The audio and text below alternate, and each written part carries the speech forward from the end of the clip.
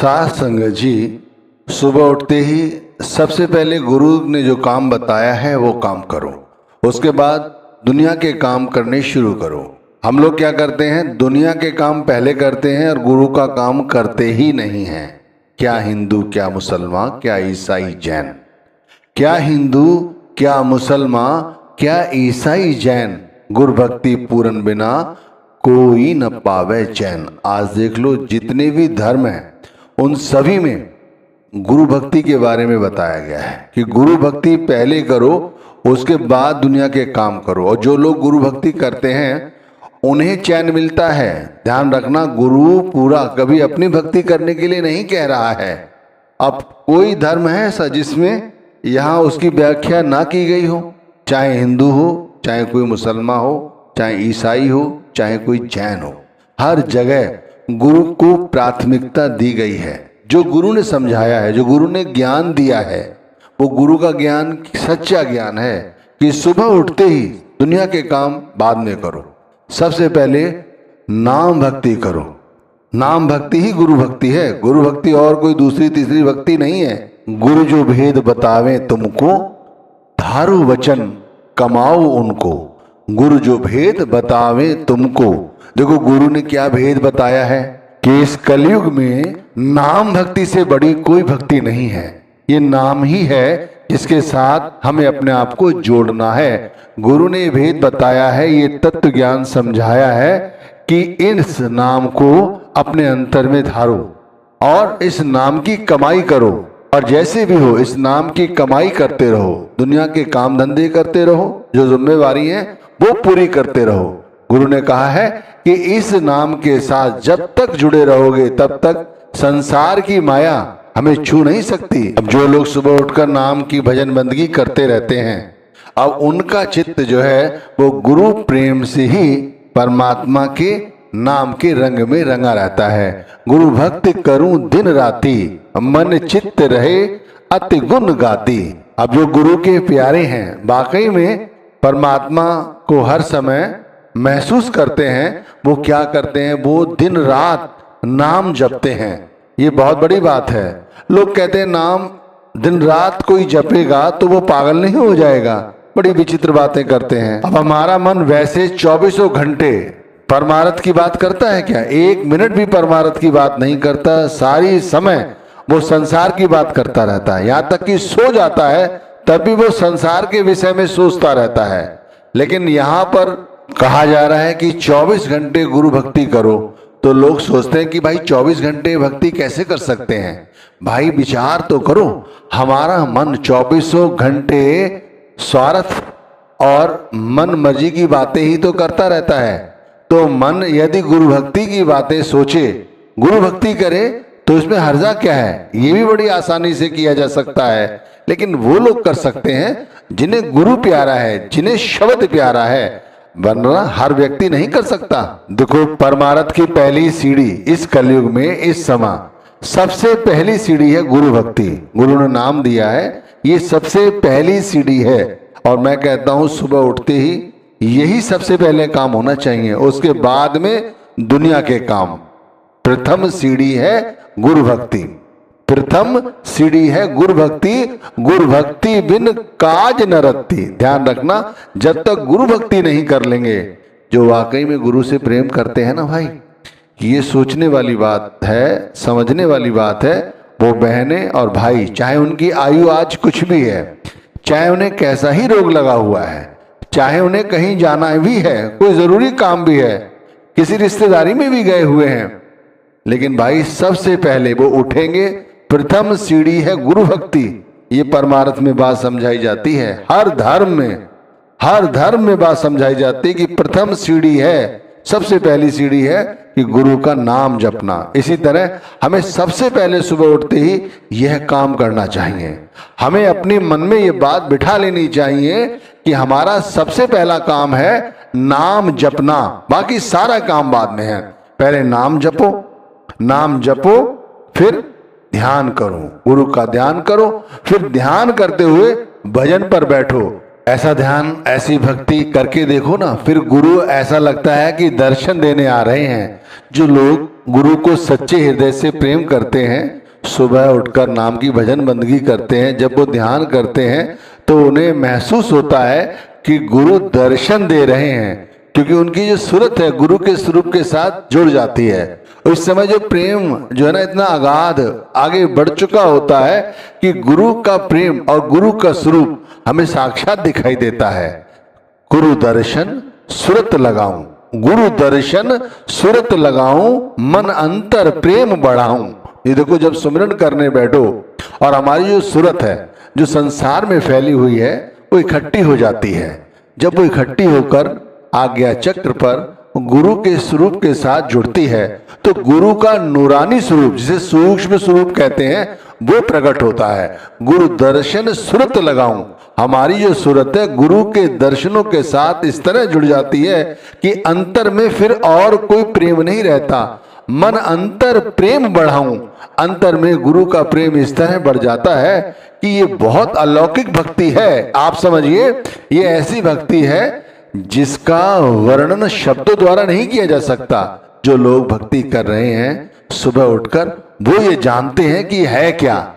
गगन कथाल, गगन कथाल सूरत की बाती, शब्द की ज्योत जगे दिन राती। ऐसी अवस्था हो जाती है हमारी कि गगन है, सारा गगन एक थाल की तरह बन जाता है और हमारी जो सूरत है उस समय एक ज्योति का रूप ले लेती है, ज्योति। और ये शब्द की ज्योति जगे दिन राती, ये हमारे अंतर में हर वक्त जलती रहती है। जो लोग सुबह सच्चे दिल से सच्चे हृदय से गुरु भक्ति करते हैं उनके अंतर में गुरु की या शब्द की ज्योति हर वक्त जलती रहती है। जो लोग कहते हैं ना कि सुबह उठकर नाम की भजन बंदगी तो कर लेते हैं, जाकर सत्संग सुन लेते हैं, लेकिन मन फिर भी विषय विकारों में पड़ा रहता है, तो उन्हीं लोगों का मन विषय विकारों में पड़ा रहता है जिनकी सूरत अभी तक गुरु भक्ति से पूरी तरह नहीं जुड़ी। लेकिन यहाँ पर कहा गया है गगन कथाल सूरत की बाती। जिस समय ऐसी अवस्था हो जाती है उस समय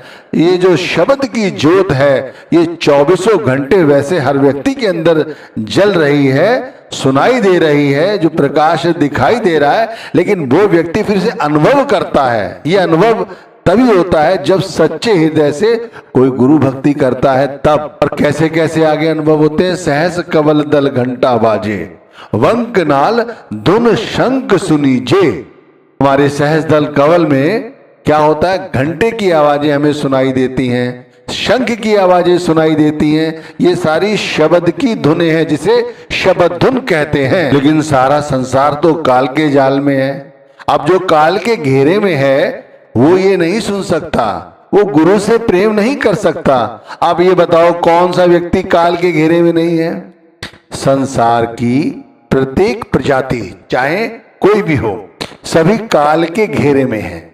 लेकिन जो गुरु भक्ति करते हैं कहते हैं वो काल के घेरे में नहीं रहते, काल उनसे दूर रहता है। गुर से कोई बड़ा ना मेरे, गुर से कोई बड़ा ना मेरे, सब पड़े काल के घेरे। अब देख लो, काल जो है वो शब्द स्वरूपी गुरु से डरता है।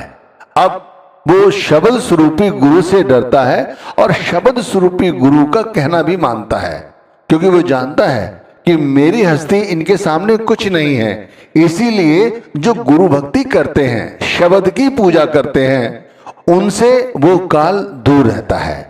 वो लोग काल के घेरे में नहीं रहते, काल उनसे दूर रहता है क्योंकि वो गुरु की प्यारी जीवात्माएं हैं। और जो लोग इस तरह की भक्ति करते हैं, यानी गुरु भक्ति करते हैं, सुबह उठ गए, नाम की भजन बंदगी की, सच्चे हृदय से पूरे उत्साह के साथ, ध्यान रखना, पूरे उत्साह के साथ, पूरी उमंग के साथ, जैसे कोई तीर्थ करने जा रहे हैं, कोई घर में उत्सव है वो मनाने जा रहे हैं, कोई फंक्शन है वो अटेंड करने जा रहे हैं, इस तरह सुबह उठकर वो भक्ति, गुरु भक्ति इस तरह से करते हैं। मन पूरी तरह से प्रफुल्लित होता है, मन में किसी तरह का राग द्वेष नहीं होता, मन में किसी तरह की आसक्ति नहीं होती। समस्त आसक्तियों से निवृत्ति प्राप्त करके जो पूर्ण रूप से गुरु की भक्ति करता है, काल उससे कोसों दूर रहता है। अब आपने देखा भी होगा, कई पड़ोसी आपके, कई रिश्तेदार आपके, कई मित्र आपके जो आपसे परिचित हैं, वो कहते भी हैं देख लो इनके पास कुछ भी नहीं है,